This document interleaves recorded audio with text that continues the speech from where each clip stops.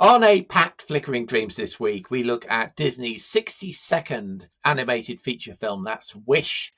Scott Forbes looks at Leo, an animated film showing on Netflix. We look then at 4 Christmassy films in the run-up to the festive season.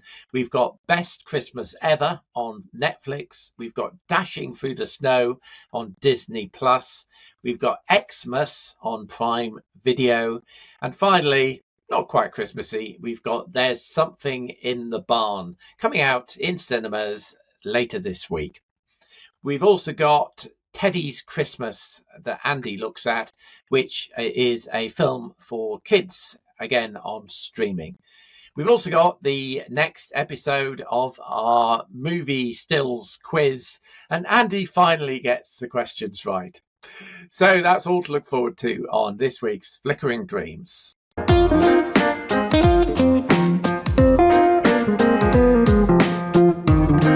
Right, hello. And welcome to this week's Flickering Dreams. I think this is episode 38. And as we did last week, let's just go around and introduce yourself. I realised last week you all introduced yourself. I never introduced myself for those listening on audio. So I'm Bob Mann. I run the movie site One Man's Movies. I'm also on BBC Radio Solent on a regular basis doing film reviews there. Emma? Hi, I'm Emma Sewell. I do Emma at the Movies all over social media, waffling about my favourite films. Okay, and sharks. Scott? And sharks. Hi, my name's Scott Forbes. You can find my written film reviews at the Forbes Film and TV Review on Facebook. And finally, Andy. Yeah, hi, I'm Andy Godfrey. I write for Sorted Magazine, review films on Connect Radio, and I help run the Mark Kermode Appreciation Society. And somebody's popular getting a phone Yeah, call. the machine will pick it up. Okay. The suspense will kill me, but... Shut up. There you go. That always works. It did work. First up, we've got Andy, who's disappeared. Difficulties with Andy's video feed, so let me introduce Disney's Wish instead. Disney's Wish sees a young girl, Asha, who has everything to look forward to. She has an interview coming up with the king to be his apprentice, and her grandfather is also turning 100, and she hopes that the king will grant his wish. Here's a clip. The wishes of Rosas. Wow. People give their wishes to me, and I grant the wishes I am sure are good for Rosas. Some of these will never be granted. Not some, most. They deserve more than... I decide what everyone deserves. Emma, you've seen it. What do you think? So you take all of Andy's initial responses and you just put them with a upbeat tone. Yeah. And you get what I felt about the film initially. And basically, it's not a great film, but I found it very entertaining. For one, I'm a sucker for animal sidekicks in Disney films, and Valentino was just amazing. And the star, dear God, every time that star turned up on screen, I was just enthralled. Absolutely adorable. Loved it. Even moustache, camouflage, perfect. No notes. I kept thinking as the star appeared, well, that's Disney merchandise sorted out for the next year, isn't it? And plush toys and. It really is. I bought one of the plushes the other day for my friend's birthday. There you are. Which she cried into in the cinema. So But I did enjoy it. I thought there are a few little issues here and there for me. The Magnifico, his song, is not quite in keeping with the rest of the film. To me, it felt a little bit odd. What did you think in general about the songs compared to? I mean, I can't remember any of them, but then I tend not to. I'm not up on my music like you guys are. I thought they were a bit lackluster. I mean, they were done by Julia Michaels and Benjamin Rice this time, and they kind of lacked. And we've kind of had Howard, not Howard Ashman, who's the other, the one who did Little Mermaid with Howard Ashman, and we've had Lin-Manuel Miranda and so on. And I thought the songs in general lacked some of the bite of those types of songs. The one that really stood out for me was a song called Knowing What I Know Now, which was a kind of a revolutionary song that the Queen joins in with as the second kind of chorus. I thought that had Oscar song written all over it, but it probably won't get selected as the Oscar song. I really like that one. There was also a missed opportunity, I think, with the music in particular, to do with one of the wishes in it, and I really felt that when that pops up, perfect. You've got another big musical number you could have there, and it's just sort of forgotten about almost, which was a bit disappointing. But then I think a lot, like you said, Andy, a lot of the recent Disney movies have just not been as good. They've all got their little quirks, they're great, but it's definitely, I feel, for me, this one is, better than the previous ones, but it's not been a great few years for Disney films. I mean, for me, I thought are we forgetting about Encanto, which was incredible? Oh well, there's always one that breaks the rule. Yeah, that was incredible. I'll give you that. Yes, it was. Yes, it was. Yes. Yeah. I mean, I thought particularly the first half of the film, I thought was quite lackluster and slow as it was trying to get its plot over. I thought the second half was a whole lot better, and I thought the finale scene was actually quite good. I quite enjoyed that. What I thought was good was the number of Easter eggs that got dropped in, and I won't name them all here because I've actually put them in a spoiler section in my review that I posted today, so that it doesn't spoil it for people looking for the Easter eggs. But there were two in particular that I will mention, which I thought were really clever. The one was that Sabino, the old man in this, is effectively Disney. And I thought that was really clever. The fact he's just turning 100 years old, and what's his wish? To entertain people. And I thought that was really absolutely spot on and really, really clever. The other one was that, and Andy, you mentioned in the plot that Asher, brimful of Asher is going for this interview for a job with the king. And what's the king? He's a sorcerer, so he's effectively the sorcerer's apprentice. That's what he's going for. How did I not notice that one? I know.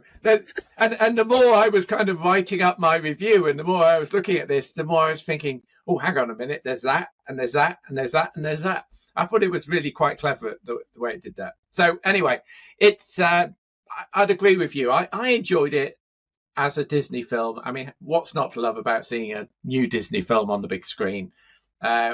Wasn't a classic, but I didn't think it was bad at all. And the kind of acid test is that my granddaughter Eva has begged her mum to go and take her to see it again today. So there's certainly a population of the audience that thinks this is a very good film worth seeing.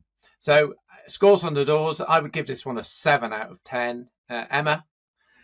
I went 8 on this one. 8, 15, and Andy? That's a 21 divided by 3 is 7 out of 10 for the Flickering Dreams score. So rather against the flow of tide at the moment in opinion, it seems Flickering Dreams have put Wish from Disney as a marginal hit. Right. We're moving on now to a film which I think only Scott has seen, and that is on Netflix. And this is a film called Leo. Scott, can you introduce this to us? Sure. So Leo is a musical animated film, as you say, that's come out on Netflix. It is set on the last year of school, where we see it from the perspective of the class pets. Here's a clip. All right, another year, another batch of 5th grade head cases. Let's just get through it. I hope everyone's met our class pets, Leonardo and Squirtle. I'm not touching those things. Don't they eat, sleep, and poo in the same place? Hey, I poo where he sleeps. I think it's quite funny. That one's passed me by completely. Scott, sell it to us. Okay, well, that clip you actually chose quite well, because I was not laughing for most of this film. So it's voiced by Adam Sandler as the lizard and Bill Burr as the turtle. And what slightly wound me up quite early on was Adam Sandler was doing his quite annoying sort of dumb voice that he used to do a lot back in a lot of the 90s films, which really irritated me. And so that was a bad start. Anyway, the film, it's about essentially his character, Leo, who dreams about doing something with his life. He is 74 years old, and he is told that lizards live to 75. And so all of a sudden he's got this feeling of, oh no, I'm going to die soon. I must leave. I must see the world. I must do things. And he ends up going home with one of the students who takes him home as sort of like, in America, I think they do it with the class pets. They get to take it home for a weekend and try and care for it. And what we find out is that Leo can talk to the girl.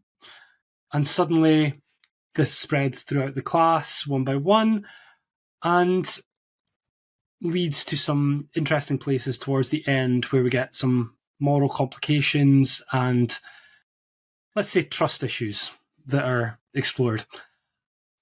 For me, this film wasn't as funny as I hoped it would be. There were some lines here and there that were quite good, but as a whole, I thought it was very mediocre. I thought, as a musical, the songs were forgettable and generally quite poor. The film, in terms of the storyline, it didn't engage me, to be honest. You've talked before, Bob, about films that you can do ironing to. I literally did ironing to this film. And it didn't bother me if I missed little bits and pieces because nothing really important was going on. It was like a sweet little film. I think it'll probably appeal to kids quite well. But for me, it was just a film that passed by and was a little bit disappointing. I didn't expect too much, so I wouldn't say I was too disappointed. But yeah, it didn't do too much for me, unfortunately. Okay. Score out of 10? I'm going to go with 5 out of 10. 5 out of 10 for Leo on Netflix, making that, just based on Scott's view, a miss. Okay, perhaps you can be the dot monitor, Emma, and just if Andy glitches, just watch for that dot disappearing again. Right. Okay. So that was film Leo on Netflix, and we're now going to do a little bit of this.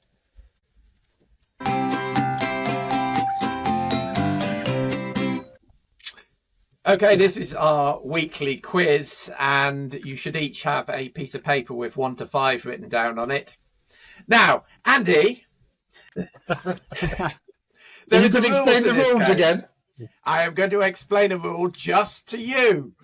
And this rule is, right, you get 50 points if you name it in 1, 40 in 2, 30 in 3, 20, and then 10 for the last picture. But if you have 5 guesses.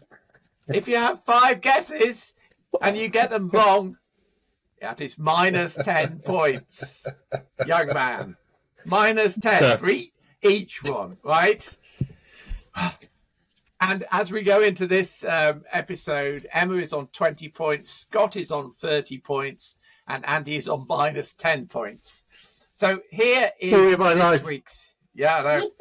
So this is this week's first frame from our mystery film, and see if you can work out what this is.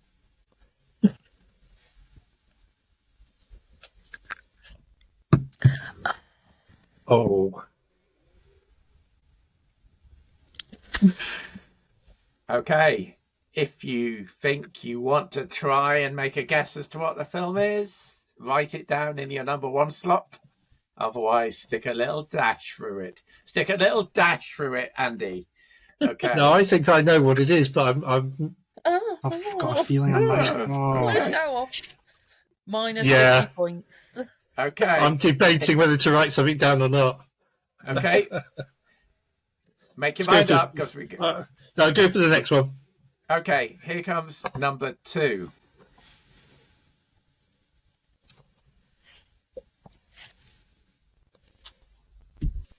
Oh, I'm glad I didn't write down what I thought it was for the Oh, well, first it one. certainly wasn't Alien 3 then. Okay, I've written an answer Wow. down. I've gone rogue. Ooh. Go for it. It's I'm exciting nervous. stuff. I'm nervous. Okay, here comes answer number 3. Now, Emma, you've got the ability to write another answer down if you wanted to, but it's minus 10 points if you get it wrong. Remember. Right. So here comes answer number 3. Oh, don't break on me. So it clearly knows I've just got it right, and I might as well win. Yes. All right. I'm happy with my answer now. Oh, there's somebody very smug there. Smug of Bristol. Okay, so I've written down something for number 3. Against number 3. Okay. And Scott's still pondering. I could win the lead. And here comes number 4. Oh, come on. Come on, Scott, it's easy now. Why give it away? Yeah, I mean, that absolutely. Is it? Yeah. Yeah, we're going to stop now. So obviously Blade Runner.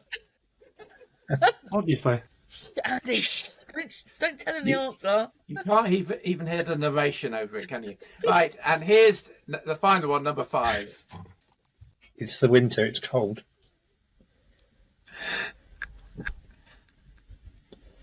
Giving it away. Okay.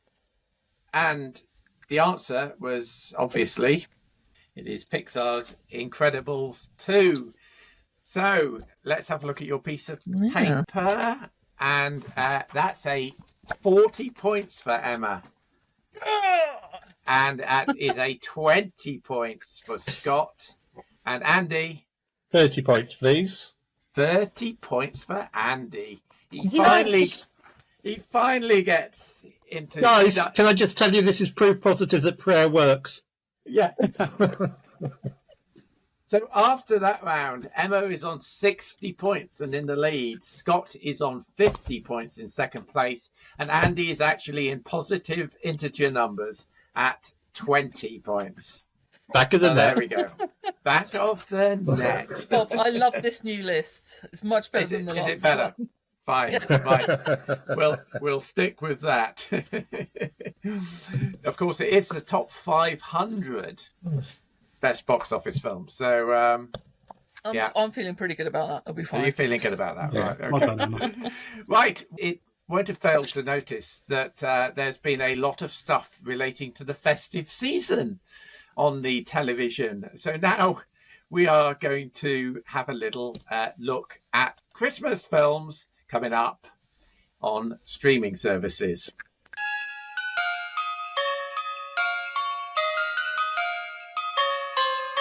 So the first of these Christmas films we're going to look at, we've got 4 Christmas films to look at. Christmas is using the term a bit loosely for the last one. But the first one we're going to look at is on Netflix. It's called Best Full Stop Christmas Full Stop Ever! Exclamation mark. And Emma, you're going to introduce that to us. Indeed. I am renaming it. It's the okayest Christmas ever. And basically 2 old high school friends get accidentally thrown together through the joy of a child programming sat-nav. Here's a clip. It's gonna be the best Christmas ever.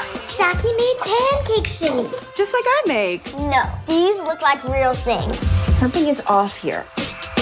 Checkmate. Nobody's life is that wonderful. Freshly squeezed. Just I ever had. I mean, it's the best I ever had. By nobody's life, you mean ours? Come on, let's get us a treat.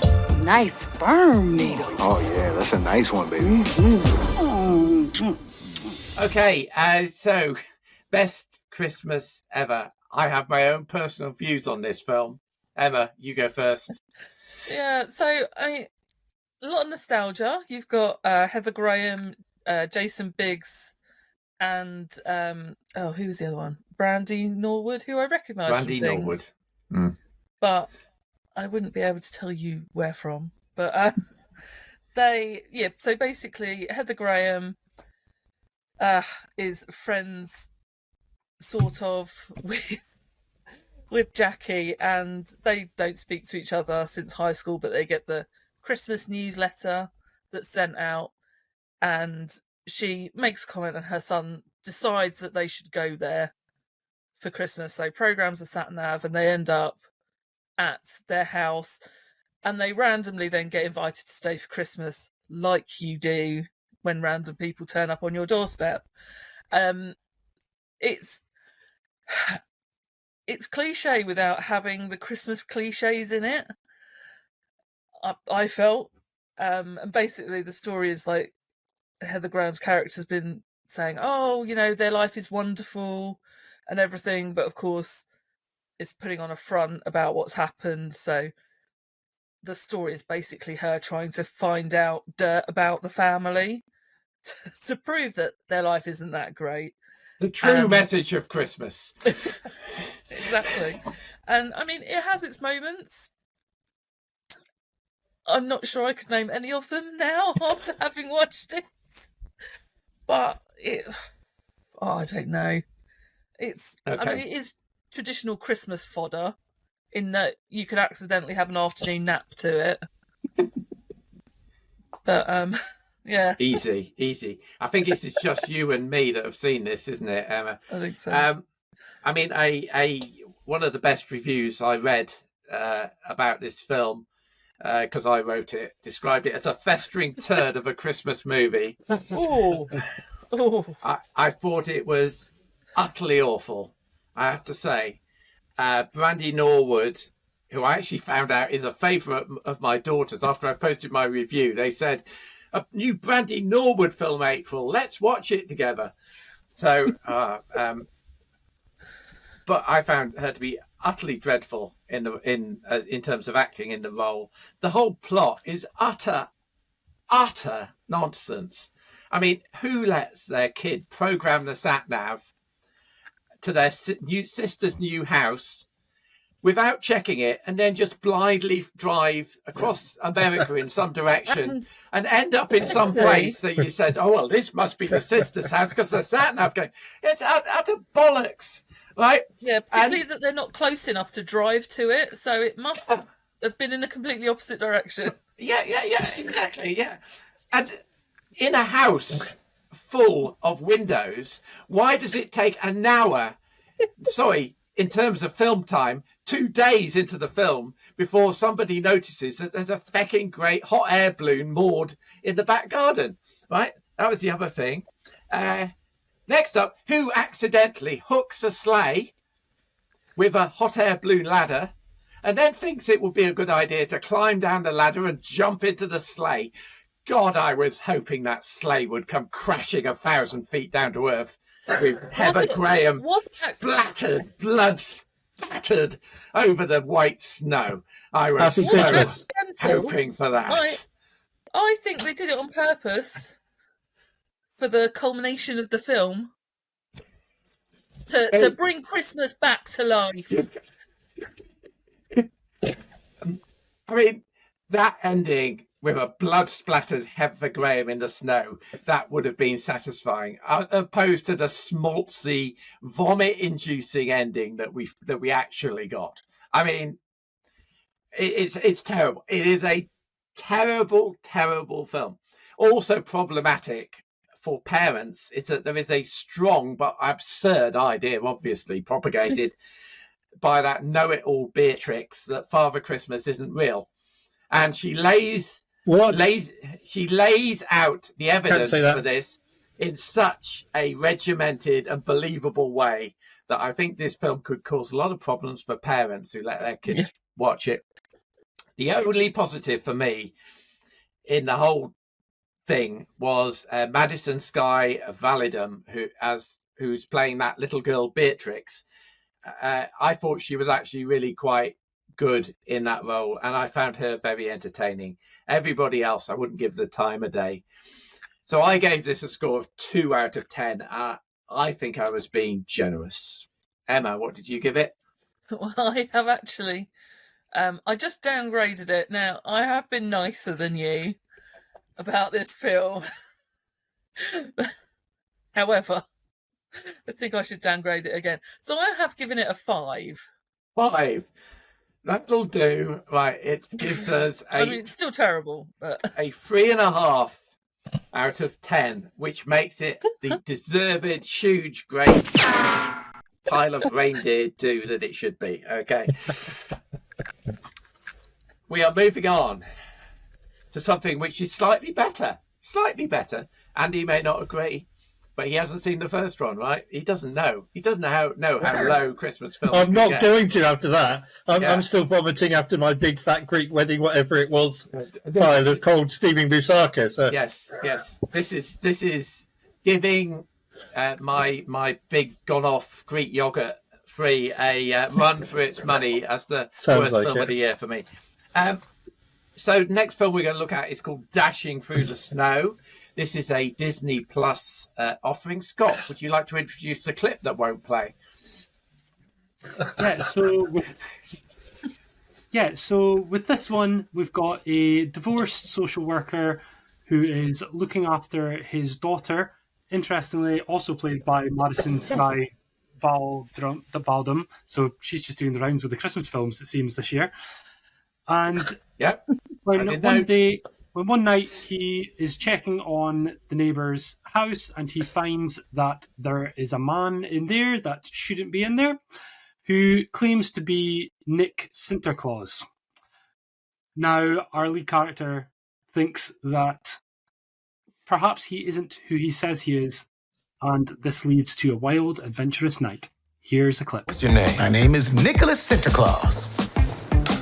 What is this? Oh, the carrots. The missus said I need to eat healthier, so she think this will wing me off the cookies. Hasn't worked so far. If you're really Santa, tell me what Charlotte wants for Christmas. She wants a pretend makeup kit and a scooter. He's right. See, Dad? I've never met an 8-year-old girl that did not want a pretend makeup set. So I actually get the feeling I might have liked this one a bit more than you guys did. The story is fairly played out. We basically see our lead character played by Ludacris and the supposed Santa Claus that's played by Lil Rel Howery. And they go along with the daughter as our protagonist tries to get this Santa Claus figure some help because he thinks he's mad. Meanwhile, we've got some would-be robbers that are trying to retrieve something that they feel this Santa Claus character has, and it gets a little bit complicated. It's not that complicated, but it's more complicated than it needs to be. Basically, I started off saying I'm liking this, but the more I'm trying to speak about it, the more I'm going off it. Anyway, as they go on these adventures through the night, we meet some eccentric personalities. There's some holiday hijinks. There's stereotypes at play, and sometimes they try and go off of these stereotypes to try and do something a bit more modern, a bit different. Okay, I went into this thinking I liked it, and as I'm speaking about it, I'm realising maybe I didn't like it as much as I thought I did because I can't remember as much about it as I thought I did. You're getting this live thought process going through my head right now. And I think I've dropped 1 or 2 points just in my head as I'm speaking. Anyway, it's not bad. Sorry. Not bad. Not good either, I would say. Yes. Yeah, okay. And Andy, you gave this a skim view, as it were. Every Christmas cliche cracked. My daughter sent me a message. My daughter's the world's biggest Disney fan. She'd seen it, sent me a message saying it was rubbish. When I told her I was watching it tonight, she said, "Dad, I told you not to bother." And I thought it was rubbish, absolute rubbish, basically. Another case of a mistaken identity. Santa's real, everybody thinks he isn't. Every Christmas cliche under the winter sun was there. The reindeer coming to the rescue at the end, that was about the only good bit I thought was quite fun. But other than that, no, it was Oh, no, just move on. Instantly forgettable. You know, I need to purge my cinematic soul and go and watch The Muppet Christmas Carol or something after seeing this. Okay. It's rubbish. Emma? Yeah, so I, much like Scott, after I watched it, I basically forgot everything about it. Yeah. Apart from the fact Ludacris was in it, and they do the typical, we have to make him say, this is Ludacris. Yeah. Somewhere in the movie. And when it happened, I remember going, oh, why? Yeah. We all know the point you mean. Yeah. The thing that really got me was, like you say, the reason he's being chased by these people is because he accidentally took something. I don't even remember that scene happening. No, I didn't. It's shown in flashback, but not till about 3/4 of the way through the film, Okay. Which makes no sense whatsoever. Which was very, very confusing. Yeah. Yeah. And it does like, basically they're chasing him around the city, and it jumps so much that I had fun with bits of it, but I was really confused about the storyline than what it was trying to do. Yeah. I was as well. Yeah, I mean, it had a little bit more style and verve, obviously, because it had some Disney dollars behind it, and I thought the special effects were quite good, as you said, Andy, with the reindeer at the end. Although there is one dreadful bit of blue screen work where the reindeer picks somebody up and drops them in the tree, and the blue screen on that is shockingly awful. Okay. They spent about 10p on that. Right. Okay. I must have skimmed over that in my brain. I also thought it was fun that there was Mary Lynn Rathsub in there, who was Chloe in 24 as one of the henchmen. Yeah. I thought it was nice to see her on the big screen. And as you said, Scott, it's got that girl Madison Sky Validum in again, playing the little girl, and I thought she impressed as a character actress, playing a completely different role as somebody who brought a bit of life and a bit of verve into the film. So I think she could be an interesting little name to watch for the future. We ought to have a Flickering Dreams board with names we want to write on of kids and young teens that we think might step across the gulf into mainstream acting. I think she might be one of them. Again, I thought it was a bit problematic for parents with some of its plot points. Yep. But yeah, I have much the same view as you guys. I gave this one a 5 out of 10. Emma? I gave it a 6. 6, 11. Scott? So I'm going to drop from a 7 down to a 6. 17. And Andy? 5. 17. 22, which gives us a Flickering Dream score of 5.5, doesn't it? Yeah. Okay. So that unfortunately makes, what was it called? Dashing Through the Snow. Through the Snow. A Disney Christmas miss. Yeah, okay. But it was better than Best Christmas Ever, I have to say. And for me, it is better than the next film that we're going to look at, which is a film called EXmas. And I think this is one that only Emma and I have seen. It's showing on Prime Video. It's actually not on Prime Video. It's on Freevee, isn't it? Which it's a Freevee original. A Freevee original, which tells you everything you probably need to know. So you have to sit through it, and you have to sit through adverts, because maybe there's a way of getting rid of the adverts. I don't know, but I'm not paying any money for Freevee, that's for sure.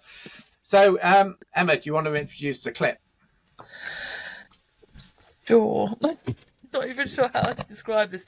So, Graham is going to be working for Christmas, but decides to surprise his family by showing up, where he discovers that his family have invited his ex to have Christmas at their place. Here's a clip. Surprise! Graham, what are you doing here? I found all of these in the back closet. What are you doing here? I thought you said he was working. Is that Alfie? Shut up. Okay, so this is EXmas. Ah, Lord. I'll start with this one, shall I? I mean, Sure. This is yet another really dire Christmas film. What's happened to the spirit of Christmas in these films? What you've basically got here is a warring couple who spend the whole movie basically trying to outspite each other to try to get the other person in trouble with the family that they're staying with. It is really unpleasantly spiteful in terms of what they do and how they try to do it. It's a bit like what's that film with Michael Douglas and where the couple are battling, and it's a very black comedy. War of the Roses. War of the Roses. Yeah, it's almost like War of the Roses in terms of what's going on here. And there's absolutely no kind of Christmassy vibe to this at all. I thought in what was a pretty dire film, the film finally managed to turn it around just a little bit as we got into its final stages, but only a tiny little bit, I have to say. I quite enjoyed the performance of Leighton Meester, who plays the woman Ali. She, for me, gave off some quite nice Rose Byrne kind of vibes, and with better comedy material, I think she could actually make quite a positive impact in the film. But this one wasn't it. Emma, how about you? I mean, the film screams Hallmark movie. The poster is green on one side, red on the other. Couple standing kind of next to each other, as you'd expect. And it very much gives that vibe. I found it passable. It's not a great movie, but for that sort of level of Christmas film, I quite enjoy them. Like, I can sit there and watch them and it won't annoy me because I know what I'm expecting. So my brain just turns off and watches them. I mean, I will say that on the Hallmark scale, I find you have to be making gingerbread houses or cookies. Only a bakery, something like that. They're the top ones on my list. Maybe not met that requirement. Well, not enough. Well, she was trying to start a bakery business, wasn't she? That needs to be the whole plot point. Oh, okay. Yeah, so this one clearly didn't know where it was going because, couldn't stick to a theme. Yeah. But, yeah, it was passable. There are definitely much better Christmas movies out there. I think that's probably why it slightly made me prefer it to Best Christmas Ever, because with the Best Christmas Ever cast, you rather expected it to be better than it was. This one, I wasn't expecting it to be good, and my expectations were met. So I gave this one a 3 out of 10. I absolutely can't remember how many I gave it. I was more generous than you, but it won't matter once you add them up. I gave it a 6 out of 10. 6 out of 10. So that's a average Flickering Dreams score, 4.5 out of 10, which makes EXmas on Prime a miss. Okay. Penultimate film, we're looking at the last of our Christmas films, and this one is the one where I used a rabbit ears. Christmas films is a film called There's Something in the Barn. And There's Something in the Barn, after an uncle dies in mysterious circumstances, an all-American family take over a remote house in Norway, but the young son Lucas discovers that there is something in the barn. Here's a clip. That's a barn elf. Are they real? Yes. The barn elf hates changes to the barn. What do you think? No!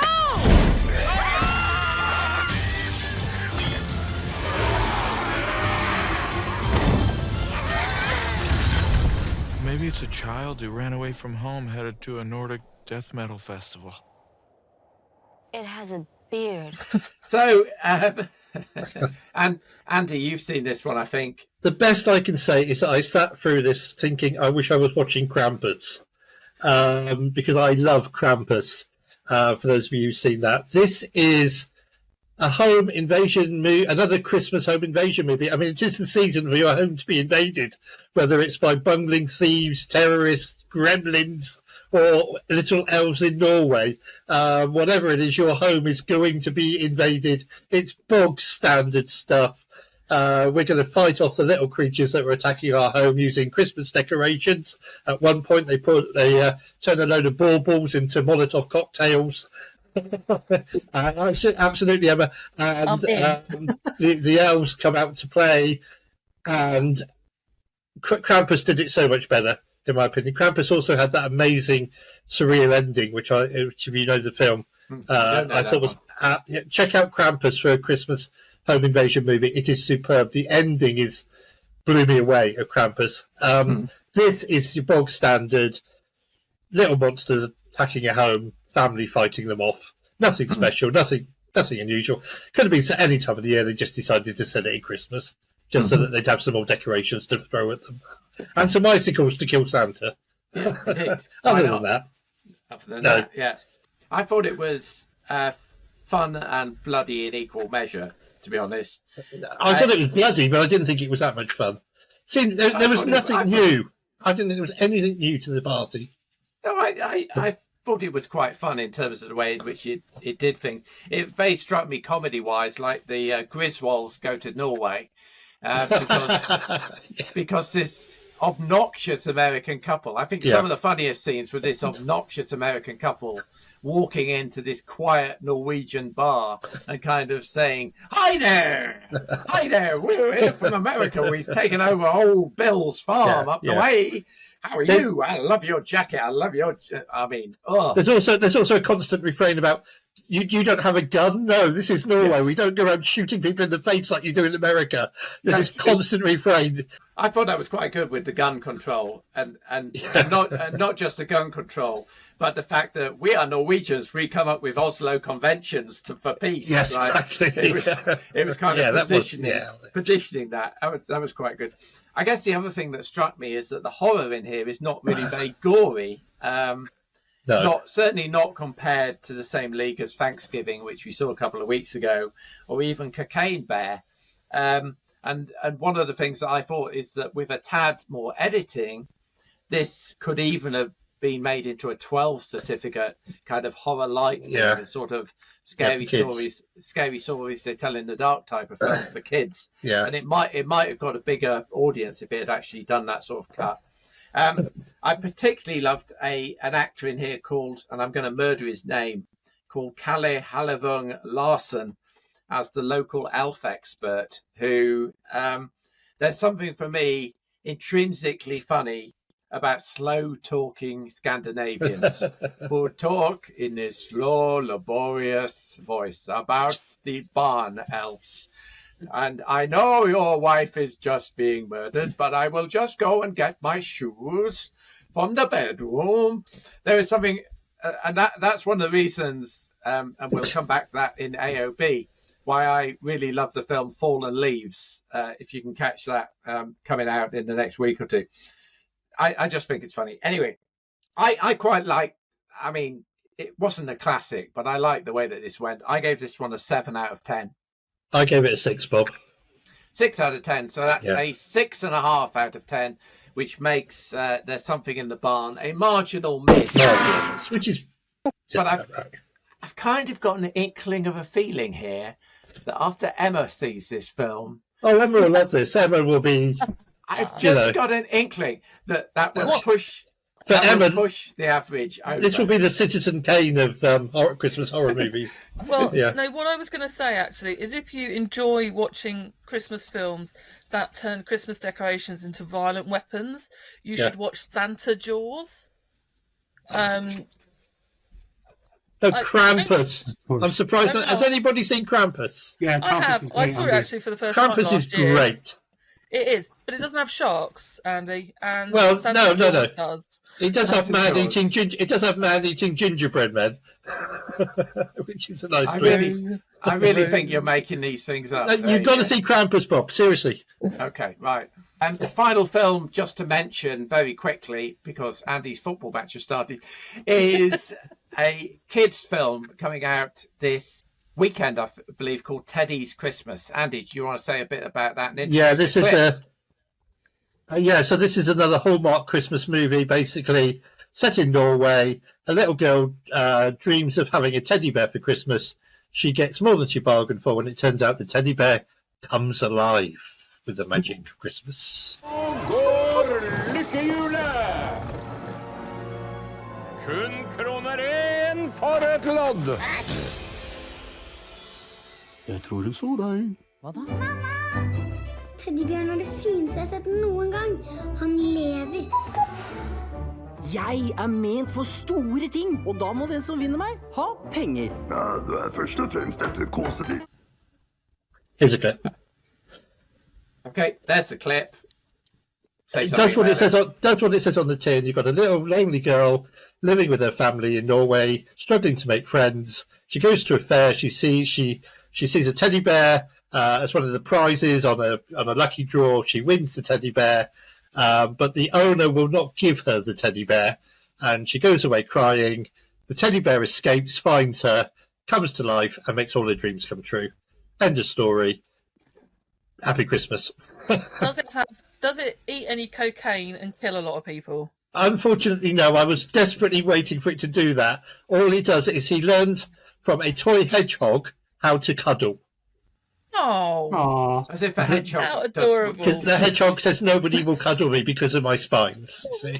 And the teddy bear learns to cuddle. It is soft. It is sentimental. It is sportsy. It is very, very Hallmarky. It's on streaming services. It will please the little children. I have no doubt whatsoever. Actually, I think this will be one for the little children and the Emma Seals of this world, and I think it will pass the time on a snowy Christmas afternoon when the kids are off school. Young kids. It's aimed at 5, 6, 7, 8-year-olds. Will enjoy it. I didn't that much. But I would observe that trailer was Norwegian with English subtitles, was it not? It's a mixture. The film is half in English and half in subtitles. Oh, okay, Yeah. so that might be problematic. Might for be some problematic, children. but it's definitely aimed at 6, 7, 8-year-olds. Okay, all right, Okay. fine. Let's hope the British education system is up to. Certainly, it would with my grandkids. Yeah. But yeah, there we go. Okay, very quickly, any other business? I note that coming out on Friday, there are 2 films which I saw at the London Film Festival, which I liked very much. One is Eileen, which we had previewed as part of the Mark Commode 3D event Andy and I went to. It's very much like the sort of lesbian love story of Carol a few years ago, but then it goes in a very strange direction. Honestly, it has one of the most WTF lines I have seen in the cinema. A WTF line of dialogue which you will not forget. There, I'm gonna put that to you as a teaser to go and see Eileen, because it's an interesting film. Didn't care for the ending, but it's interesting for that purpose. And there's also a film called Fallen Leaves, which I mentioned earlier, a Finnish comedy with not just one, but loads and loads of lugubrious Finnish people saying very funny things with a very straight face and a very slow drawl. And absolutely loved that one at London Film Festival. Both of those films come out on Friday. I would encourage all viewers and listeners to seek them out and give them a go. Andy, you also mentioned there is a film called The Shift coming out as well on Friday. Is that on streaming service? This is on streaming services. This is a science fiction movie in which a guy goes into an alternative reality to try and save his wife. I don't really want to say much more about the plot than that. I'm glad I didn't see it at the cinema, but certainly at home it's a very effective, very good sci-fi movie called The Shift. Okay. What's that? Just I think it's on Netflix or Amazon. I can't quite recall, Bob. But seek it out. It's if you like science fiction, you're quite happy to sit at home of an evening watching an alternative reality movie. Can I also just say under any other business, and I know I bang on about this, but and my match is started. Typist Artist Pirate King, by public demand, Carol Morley and the cast are doing more Q&A screenings around the country. They've added I saw the film for the third time last night. Rolling Stone have voted it their film of the year. It is definitely the best film of the year. Seek it out. I was talking to Carol yesterday. She's exhausted because they've been doing Q&A screenings, literally Liverpool, Sheffield, London, all over the country. She's absolutely shattered, but they've added more to the schedule. So look out for Typist Artist Pirate King. I saw it last night in Milton Keynes. It rewards more than a third time, and I'm still seeing new things in it. All right, great.